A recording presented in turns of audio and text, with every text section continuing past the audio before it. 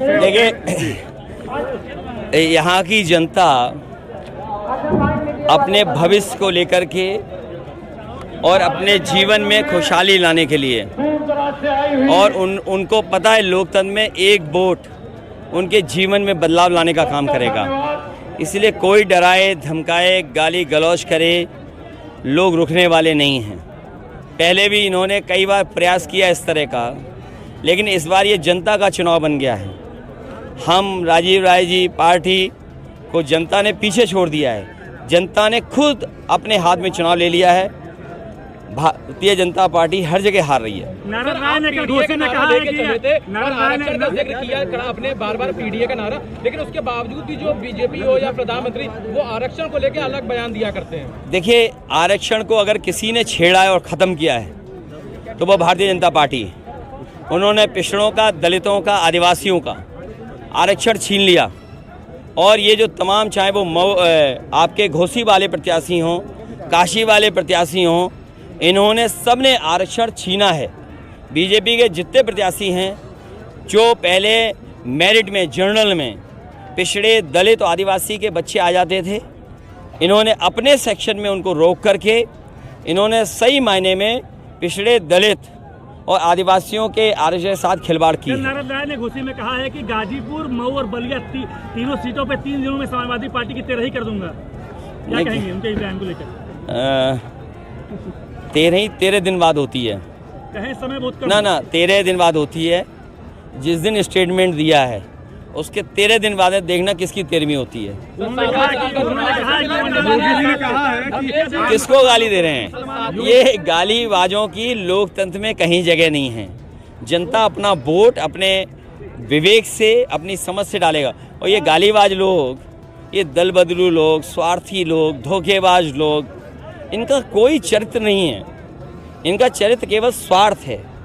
और कभी आपके साथ, फिर हमारे साथ, फिर उनके साथ, फिर उनके साथ भी नहीं। मैं आपसे कह रहा हूँ, इंडिया गठबंधन की सरकार बनेगी, आप देखोगे सबसे पहले कौन भागेगा? कौन भागेगा? आप लोग लेंगे हम प्रकाश को? नहीं, हम तो नहीं लेंगे, लेकिन वो प्रयास तो करेंगे भागने का। ये स्वार्थी लोग हैं।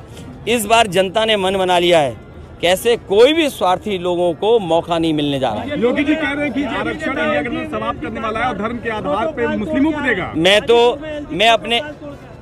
मैं अपने समझदार पत्रकार साथियों से कहूँगा कि जो अब आरक्षण व्यवस्था है, जो बीजेपी की सरकार में आरक्षण व्यवस्था लागू हुई है, उसमें पिछड़े, दलित, आदिवासियों का आरक्षण उन्होंने छीना है।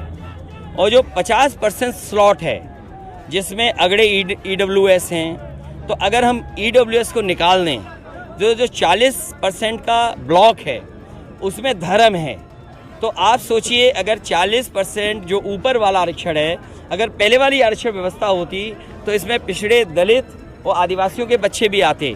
उनको अपनी सीमा में रोक दिया है। तो आप बताइए, धर्म के आधार पर आरक्षण किसने किसको ज़्यादा दिया है? तो ये बीजेपी ने जो ये व्यवस्था लगाई है, सही मायने में पिछड़े, दलित, आदिवासियों का आरक्षण छीना है। और धर्म के आधार पे जो लोग मेरिट में आएंगे उन्हें ज़्यादा आरक्षण मिला है।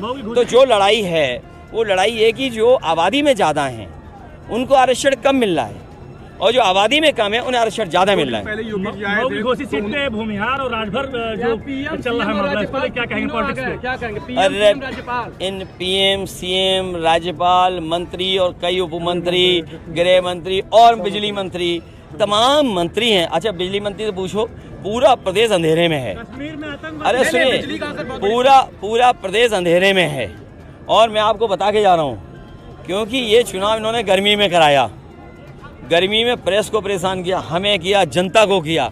गर्मी की वजह से भी हारने जा रहे हैं। इनकी जो अहंकार की गर्मी है, ये अहंकार का जो बुखार है, इस बार जनता अपने वोट से उतार देगी। 2 दिन पहले योगी जी आए थे, उन्होंने मन से कहा कि जनता डरो मत, माफिया मिट्टी में मिल चुके हैं। देखिए, अभी सोनभद्र के मेरे अपने पत्रकार साथी सोनभद्र की मीटिंग के बारे में आप पता कर लो, वहाँ का वीडियो मंगा लो, फोटो मंगवा लो।